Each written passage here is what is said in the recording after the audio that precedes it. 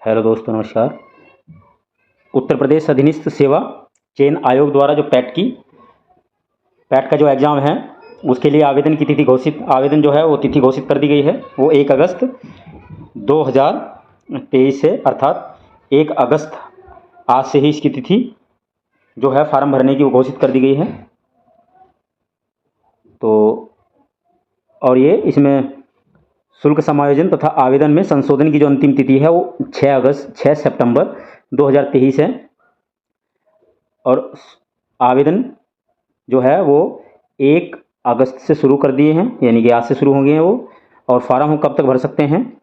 Farm जो है वो 30 अगस्त 2023 तक भरे जा सकते हैं। थोड़ी और जानकारी प्राप्त करेंगे इसके बारे में। तो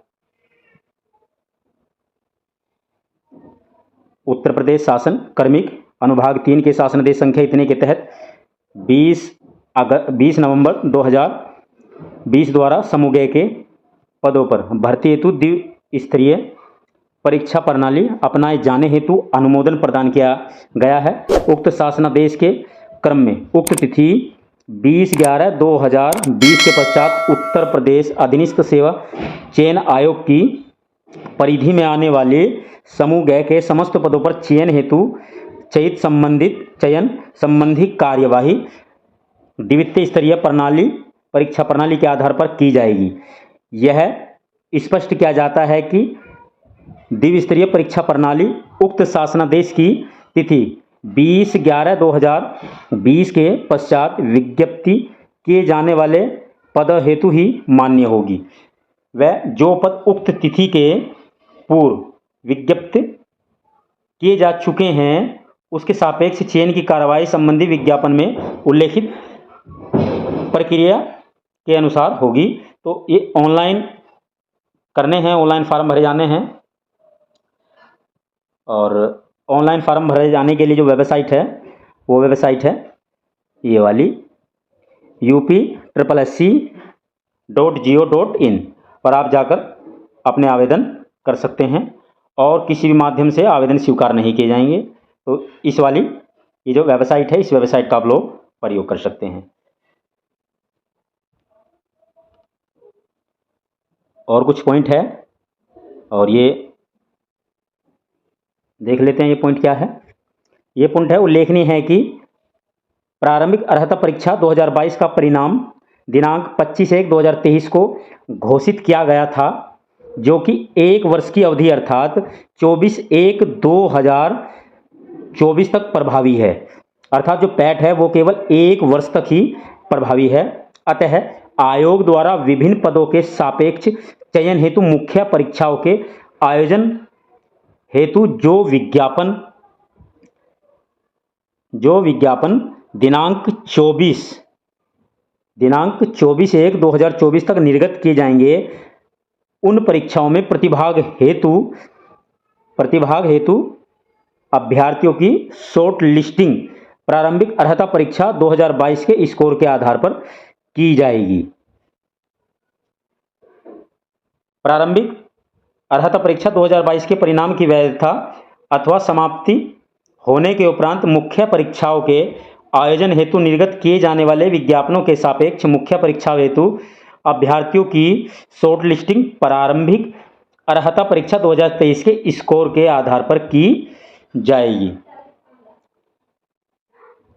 यह भी स्पष्ट किया जाता है कि मात्र प्रारंभिक अर्हता परीक्षा 2023 के परिणाम स्कोर के आधार पर किसी भी पद के सापेक्ष चयन किए जाने हेतु कोई दावा स्वीकार नहीं किया जाएगा। अर्थात इसमें कहा गया है कि ये जो परीक्षा है ये केवल प्रारंभिक परीक्षा है, ये चयन के लिए इसमें दावा नहीं किया जा सकता है।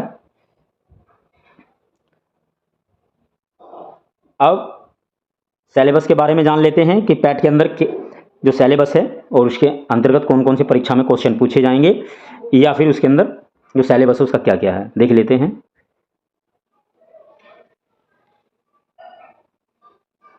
विज्ञापन संख्या 7 परीक्षा 2023 का परिशिष्ट 1 उत्तर प्रदेश अधीनस्थ सेवा चयन आयोग द्वारा आयोजित की जाने वाली प्रारंभिक अर्हता परीक्षा पैट का शासन द्वारा अनुमोदन, जो पाठ्यक्रम है, जो शासन के द्वारा इसका पैट का जो पाठ्यक्रम अनुमोदित किया गया है, ये जो परीक्षा है ये 2 घंटे की है और इसमें 100 क्वेश्चन पूछे जाएंगे और इसमें प्रश्नों की जो संख्या है वो 100 है। प्रश्न भी 100 आएंगे और इसमें पूर्णांक भी 100 है और टाइम इसका कितना है, 2 घंटे इस परीक्षा का समय है। अर्थात हम कह सकते हैं कि एक क्वेश्चन के लिए 1 अंक अनुमान्य होगा। तो इसका जो सिलेबस है, सिलेबस के जो विषय हैं वो पहला है इसमें भारतीय इतिहास, इंडियन हिस्ट्री। इंडियन हिस्ट्री के अंदर क्या क्या चीज़ पूछी जा सकती है, सिंधु घाटी सभ्यता, वैदिक संस्कृति, बौद्ध धर्म, गौतम बुद्ध जीवनी और उसकी शिक्षाएं। ये लगभग कितने नंबरों का है, ये लगभग 5 नंबरों का इससे पूछा जाएगा। कितने नंबरों का पूछा जाएगा, 5 नंबरों का, इससे लगभग 5 नंबर का इससे बनते हैं क्वेश्चन। नेक्स्ट है, और साथ में क्या क्या है इसके अंदर, जैन धर्म है, मौर्य वंश अशोक सम्राट, गुप्त वंश है, हर्षवर्धन है, राजपूत काल है, सल्तनत काल है अर्थात मुगल काल है, मुगल साम्राज्य है, मराठा और ब्रिटिश राज्य का अभ्युदय एवं प्रथम स्वतंत्रता संग्राम से संबंधित क्वेश्चन है, ब्रिटिश राज्य का सामाजिक आर्थिक प्रभाव। फिर है भारतीय राष्ट्रीय आंदोलन, 5 नंबर के क्वेश्चन, 5 नंबर के बनता है, इससे 5 नंबर इससे पूछे जाएंगे। 5 नंबर का क्वेश्चन यानी कि 5 नंबर पूछे जाएंगे इससे भारतीय राष्ट्रीय आंदोलन से। और इसमें पॉइंट क्या क्या है, स्वतंत्रता आंदोलन के प्रारंभिक वर्ष, स्वदेशी तथा सविनय आंदोलन, महात्मा गांधी तथा अन्य नेताओं की भूमिका, क्रांतिकारी आंदोलन तथा उग्र राष्ट्रवाद का उदय, विधायकी संशोधन तथा ब्रिटिश एक्ट अधिनियम 1935 से, भारत छोड़ो आंदोलन, आजाद हिंद फौज तथा नेताजी सुभाष चंद्र बोस, इनसे संबंधित इसमें क्वेश्चन पूछे जाएंगे। फिर है ज्योग्राफी। ज्योग्राफी के अंदर ज्योग्राफी है भारत तथा विश्व का भौतिक भूगोल। इसके अंदर नदियां एवं घाटियां है, भूजल संसाधन है, पर्वतीय पहाड़ एवं हिमनद है और ये भी लगभग 5 नंबर का इससे पैट के एग्जाम में बन लगेगा। नेक्स्ट है मरुस्थल एवं शुष्क क्षेत्र है, वन है, खनिज संसाधन विशेषकर भारत से, खनिज संसाधन जो है भारत के पूछे जाएंगे, भारत एवं विश्व का राजनीतिक भूगोल इसमें पूछा जाएगा, जलवायु तथा मौसम से संबंधित क्वेश्चन पूछे जाएंगे, टाइम जोन से संबंधित क्वेश्चन पूछे जा सकते हैं और जनसांख्यिकी परिवर्तन तथा प्रवास से संबंधित, जनसंख्या से संबंधित क्वेश्चन इससे पूछे जाएंगे इसमें। फिर भारत की अर्थव्यवस्था से संबंधित क्वेश्चन है, भारत की अर्थव्यवस्था में है, भारत की अर्थव्यवस्था 1947 से 1991 तक के क्वेश्चन इसमें बनेंगे। योजना आयोग का 5 वर्षीय योजना से संबंधित है, मिश्रित अर्थव्यवस्था का विकास, निजी सार्वजनिक क्षेत्र, हरित क्रांति से क्वेश्चन बनेंगे, दुग्ध विकास एवं ऑपरेशन फ्लड से, बैंकों का राष्ट्रीयकरण एवं सुधार से संबंधित क्वेश्चन, वर्ष 1991 में आर्थिक सुधार तथा उसके बाद की अर्थव्यवस्था से, वर्ष 2014 के पश्चात के आर्थिक सुधार, यानी कि वर्ष 2014 के बाद जो आर्थिक सुधार हुए किसी भी क्षेत्र में उससे संबंधित क्वेश्चन इसमें बनेंगे। पहला है कृषि में सुधार जो हुए, ढांचागत सुधार, श्रम सुधार, आर्थिक सुधार। नेक्स्ट है जीएसटी। फिर है भारतीय संविधान एवं लोक प्रशासन, भारतीय संविधान से संबंधित क्वेश्चन है।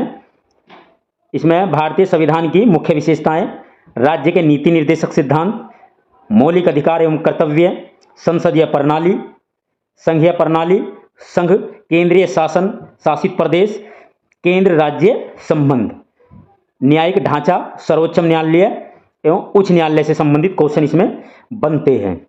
जिला प्रशासन, स्थानीय निकाय एवं पंचायत राज्य संस्थाएं। फिर है सामान्य विज्ञान। सामान्य विज्ञान से संबंधित कौन कौन से क्वेश्चन इसमें बनेंगे, प्रारंभिक भौतिक विज्ञान है, प्रारंभिक रसायन विज्ञान है और प्रारंभिक जीव विज्ञान है। प्रारंभिक फिर है एलिमेंट्री अर्थमेटिक यानी कि प्रारंभिक अंक गणित, पूर्ण संख्या है, भिन्न है, दशमलव है, प्रतिशतता है, साधारण अंक गणितीय समीकरण है, वर्ग तथा वर्गमूल है, घातांक एवं घात है और औसत है। इससे भी 5 नंबर के क्वेश्चन बनेंगे, और रसायन विज्ञान से भी, अर्थात जो साइंस है, जनरल साइंस जो है, उससे भी लगभग 5 नंबर के क्वेश्चन पैट में पूछे जाने की चांस होते हैं। फिर है हिंदी से संबंधित, जो सामान्य हिंदी है, सामान्य हिंदी से जो क्वेश्चन बनते हैं, पहला है इसमें पॉइंट संधि। सामान्य हिंदी में संधि आएगी, विलोम शब्द हैं, पर्यायवाची हैं, वाक्यांशों के लिए एक शब्द है, लिंग है, समसूत्र भिन्नार्थ शब्द हैं, मुहावरे लोकोक्तियां हैं, सामान्य अशुद्धियां हैं, लेखक और उनकी रचनाएं हैं। लेखक और उनकी क्या हैं? रचनाएं हैं। फिर नेक्स्ट पॉइंट क्या है? नेक्स्ट पॉइंट है सामान्य अंग्रेजी, यानी कि जर्नल अंग्रेजी से कौन कौन से क्वेश्चन बनेंगे। अंग्रेजी व्याकरण है और अपठित गद्यांशों पर आधारित प्रश्न है, यानी कि गद्यांश दिया होगा और हमें उससे क्वेश्चन छांटने होंगे। तर्क एवं तर्क शक्ति, लॉजिक और रीजनिंग से संबंधित क्वेश्चन है। वृत्त एवं लघु से संबंधित, छोटा और बड़ा, कर्महूर, रैंकिंग से संबंध, समूह से भिन्न को अलग करना, कैलेंडर एवं घड़ी से संबंधित क्वेश्चन है। कारण एवं प्रभाव है, कोडिंग एवं डिकोडिंग, यानी कि संख्या तथा अक्षर से संबंधित क्वेश्चन बनेंगे। और ये भी कितने नंबर का है? ये भी 5 नंबर का है। जो रीजनिंग है 5 नंबर की है, और जो इंग्लिश है वो भी इसमें 5 नंबर की पूछी जाएगी। नेक्स्ट है करंट अफेयर। जो पैट के अंदर करंट अफेयर जो पूछी जाती है वो लगभग 10 नंबर की है, और सामान्य जागरूकता जो है वो भी लगभग कितने नंबरों की है? वो भी 10 नंबरों की है। इसमें भारत तथा वैश्विक, यानी कि भारत की और पूरे विश्व से कोई से भी कैसा भी क्वेश्चन हो करंट का पूछा जा सकता है। और सामान्य जागरूकता के अंदर भारत के पड़ोसी देश से संबंधित क्वेश्चन है, देश और राजधानी और उनकी मुद्रा से संबंधित क्वेश्चन है, भारत के राज्य और केंद्र शासित प्रदेश से संबंधित क्वेश्चन पूछे जा सकते हैं, भारतीय संसद, राज्यसभा, लोकसभा और विधानसभा, विधान परिषद से संबंधित क्वेश्चन पूछे जाएंगे, राष्ट्रीय और अंतर्राष्ट्रीय दिवस पूछे जा सकते हैं, विश्व संगठन तथा उसके मुख्यालय पूछे जाएंगे, भारतीय पर्यटन स्थल। अगला पॉइंट है भारत की संस्कृति एवं कला, भारत की कला और संस्कृति, भारत एवं विश्व के खेल, भारतीय अनुसंधान संगठन, प्रसिद्ध पुस्तकें एवं उनके लेखक से संबंधित ये क्वेश्चन पूछे जाएंगे। फिर है नेक्स्ट पॉइंट है पुरस्कार एवं विजेता, जलवायु परिवर्तन एवं पर्यावरण, अर्थात पर्यावरण से भी इसमें क्वेश्चन पूछे जाएंगे। 13वां पॉइंट है अपठित हिंदी गद्यांश का विवेचन एवं विश्लेषण। 2 गद्यांश इसमें आएंगे, और 2 गद्यांश से लगभग कितने नंबरों का बनेगा? 10 नंबर उससे बनेंगे। फिर ग्राफ की व्याख्या एवं विश्लेषण, 2 ग्राफ प्राप्त होंगे वहां पर, प्रत्येक पर 5 प्रश्न हैं, और ये 10 नंबर का इससे बनेगा। तालिका की व्याख्या एवं विश्लेषण, 2 तालिकाएं दी जाएगी, और इससे भी लगभग 10 नंबर बनेंगे। जो इसमें निम्नलिखित शर्तें हैं वो शर्तें देख लेते हैं। शर्तें इसमें क्या रखी गई है? तो इसमें शर्तें हैं हमारी, पहली है क्रम 1 से 9 तक पर अंकित शैक्षणिक विषयों से संबंधित प्रश्नों की कठिनाई का जो स्तर होगा वो राष्ट्रीय शैक्षिक अनुसंधान NCERT द्वारा निर्धारित सेकेंडरी स्तर पर होगा। अर्थात ये केवल 12वीं तक के जो क्वेश्चन हैं, जो 12वीं का स्तर है, ये केवल उससे संबंधित हैं। उसके बाद है फिर परीक्षा का जो प्रकार है वस्तुनिष्ठ, प्रकृति का व प्रश्न पत्र बहुविकल्प प्रकार के होंगे। जो प्रश्न आएंगे वो बहुविकल्प प्रकार के होंगे। प्रत्येक गलत उत्तर पर 1/4 अंक की कटौती कर ली जाएगी, यानी कि 1/4 0.25% की कटौती कर ली जाएगी। 0.5% की कटौती इसमें कर ली जाएगी। अर्थात हम कह सकते हैं कि जो पैट के अंदर है नेगेटिव मार्किंग है 1/4 की नेगेटिव मार्किंग पैट के अंदर निर्धारित की गई है।